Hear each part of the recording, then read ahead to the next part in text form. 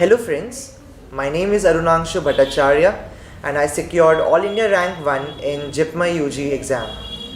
तो मैं आज DKT प्लेटफॉर्म के थ्रू आप सभी से कुछ जो मैंने इस 2 साल के जो जर्नी में जो सीखा वो आपसे थोड़ा शेयर करना चाहूँगा। तो जो जिपमर जो एग्ज़ाम होता है, फर्स्टली मैं जिपमर एग्ज़ाम के बारे में बोलूँगा क्योंकि बहुत लोगों को जिपमर के बारे में ही नहीं पता होता कि ऐसा कोई एग्ज़ाम है भी। तो जिपमर इंडिया के टॉप 3 कॉलेजेस में हमेशा से रहा है। जिपमर जो कॉलेज है वो पौंडीचेरी में है।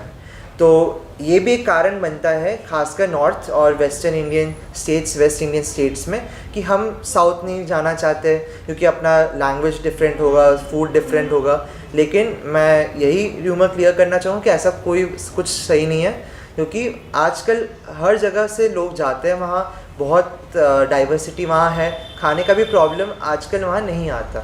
तो ये एक पहला पॉइंट, इन जनरल पॉइंट मैंने डिस्कस कर लिया। अभी जिपमर जो एग्ज़ाम होता है, जिपमर एग्ज़ाम एम्स और नीट के काफ़ी बाद होता है। तो तब तक यूजुअली हम इतने बार सिलेबस रिवाइज़ कर चुके होते हैं तो हमें और रिवाइज़ करने की इच्छा नहीं होती और इसी कारण से बहुत लोग जिपमर ऐसे ही मस्ती में दे देते हैं। तो ये नहीं करना चाहिए क्योंकि अगर बाई चांस आपका नीट थोड़ा सा बिगड़ गया हो या ऐसा कुछ हो और एम्स में भी अगर ज़्यादा अच्छा एम्स नहीं मिल रहा हो, कि बस एम्स दिल्ली नहीं बाकी भी एम्स होते हैं, अगर वो अच्छा एम्स नहीं मिल रहा हो तो जिपमर एक बहुत अच्छा ऑप्शन होता है। तो उसकी पढ़ाई कैसे करें वो एक बार स्ट्रैटेजी एक बार मैं बता देता हूँ। फ़िज़िक्स की बात करें तो पिछले कुछ सालों से 5-6 सालों में फ़िज़िक्स में जिपमर में खासकर जो रटने वाला जो पोर्शन है, जो साइंटिस्ट के नाम हो गए या उनकी डिस्कवरीज़ के बारे में हो गया, वो सब पे ज़्यादा फोकस रहता था। लेकिन इस साल जब मैंने पेपर दिया था तो मैंने मोस्टली न्यूमेरिकल्स ही देखे थे और न्यूमेरिकल्स में भी कुछ काफ़ी अच्छे लेवल के भी थे, लेकिन हाँ डेफिनेटली एम्स से काफ़ी कम पर थे तो न्यूमेरिकल्स ही, और 1-2 साइंटिस्ट के नाम आए थे।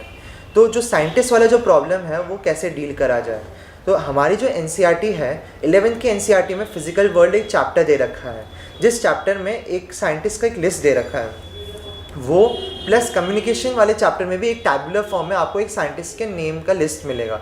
तो इन दोनों चीज़ों को आप अगर एक बार पढ़ ले, रिवाइज़ कर ले एग्ज़ाम से, बस एम्स और जिपमर के बीच के वाले टाइम में और कभी नहीं पढ़ना, तो अगर वो कर ले तो आपके लिए काफ़ी यूज़फुल रहेगा, काफ़ी बेनिफिशियल भी रहेगा।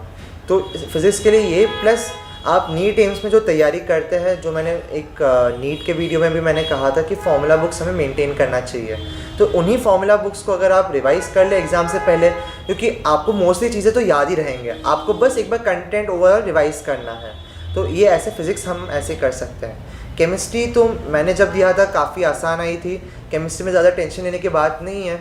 तो बस थोड़े जो वही जो बात हो गई कि कंसेप्ट्स को रिवाइज़ कर लेना एग्ज़ाम से पहले, जो रेडी रेकनेस जो हमने बना रखे हैं वही अपने लिए सफिशिएंट होता है बहुत हद तक। बायोलॉजी जो जिपमर की है वो काफ़ी अच्छी आती है, और अगर मैं रेट करूँ नीट, एम्स और जिपमर को, तो जिपमर में बायो इन तीनों एग्ज़ाम्स के बीच में सबसे अच्छी जो बायो होती है वो जिपमर में ही आती है। जिपमर में देखा गया है कि फोकस एनिमल फिजियोलॉजी, खासकर ह्यूमन फिजियोलॉजी में रहता है, जिसमें वो थोड़े फिजियोलॉजिकल क्वेश्चंस प्लस थोड़े पैथोलॉजिकल क्वेश्चंस भी पूछते हैं, जो थोड़े मेडिसिन पॉइंट ऑफ व्यू से रिलेटेड होता है, जो अपने मेडिकल पढ़ाई जो हम करने जा रहे हैं उसके रिलेटेड होता है। तो उसकी तैयारी हम कैसे करें, उसके लिए कोई अलग तैयारी करने की ज़रूरत नहीं है। बस जो हम NCERT पढ़ रहे हैं या जो हम चैप्टर जो फिजियोलॉजी के पढ़ रहे हैं, खासकर 11th वाले, उनके जो हमारे जो कंसेप्ट्स है, उनकी जो फिजियोलॉजी है वो बहुत ध्यान से हमें समझ के पढ़ना ज़रूरी है।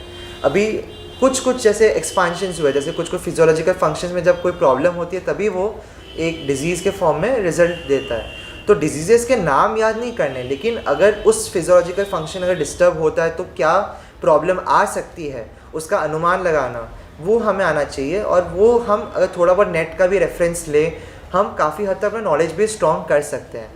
अभी फिर से यही बात कहना चाहूँगा कि ये जो एनिमल फिजियोलॉजी पे भी जो काम करना है, जो थोड़ा बहुत मेडिकल ओरिएंटेड है, ये भी एम्स एग्ज़ाम के बाद ही करें, कि उसमें आपके पास अराउंड 5-6 दिन रहेगा, उसमें आप अगर 1-2 दिन बैठ के अगर ये काम कर भी ले तो भी सफिशिएंट है।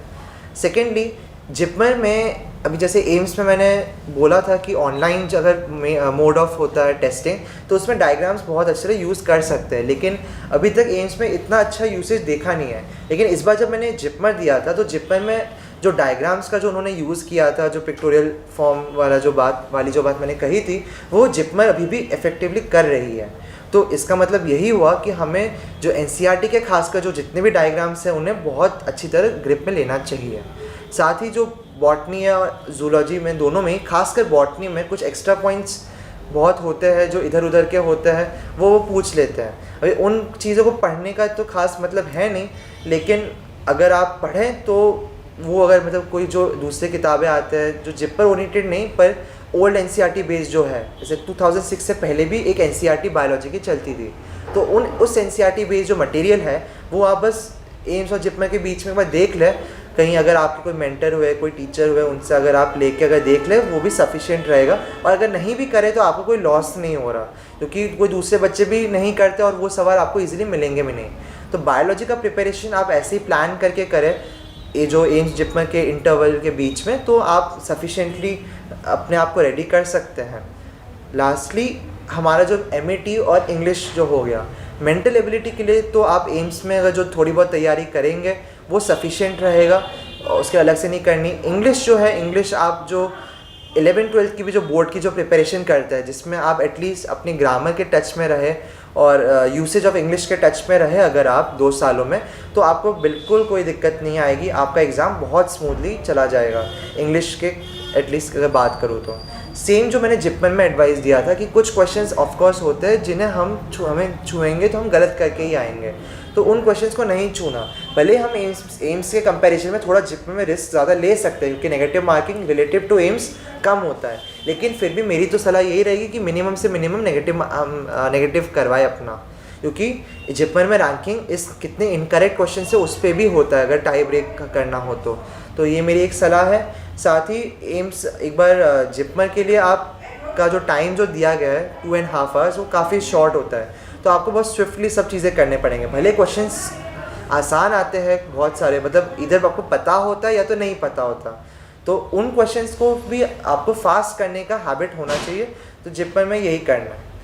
और सबसे ज़रूरी बात यही कहना चाहूँगा कि आप जिपमर एग्ज़ाम के बारे में आप पता लगाएं कि जिपमर है क्या, कैसे कंडक्ट होता है, कितने सीट है, क्योंकि जिपमर बहुत अच्छा कॉलेज है। आपको अगर जिपमर मिलता है तो आप अगर ये अपॉर्चुनिटी लेते हैं वहाँ जाने का, तो आप बहुत कुछ सीख सकते हैं और इंडिया के टॉप 3 कॉलेज में भी जा सकते हैं। इसलिए जब फॉर्म भरने का टाइम है आप जिपमर भी भरें, जिपमर भी दें, और अगर किसी भी कारण से आप जो कॉलेज चाहते थे वो नहीं मिले और जिपमर मिल रहा हो, और भले वो मिल भी जाए, और क्योंकि जिपमर काफ़ी अच्छा कॉलेज है, तो आप ऑप्ट लेने का आपके पास चांस रहेगा अगर आप वो एंट्रेंस देते हैं तो मैं इसी के साथ मैं ये वीडियो एंड करना चाहूँगा।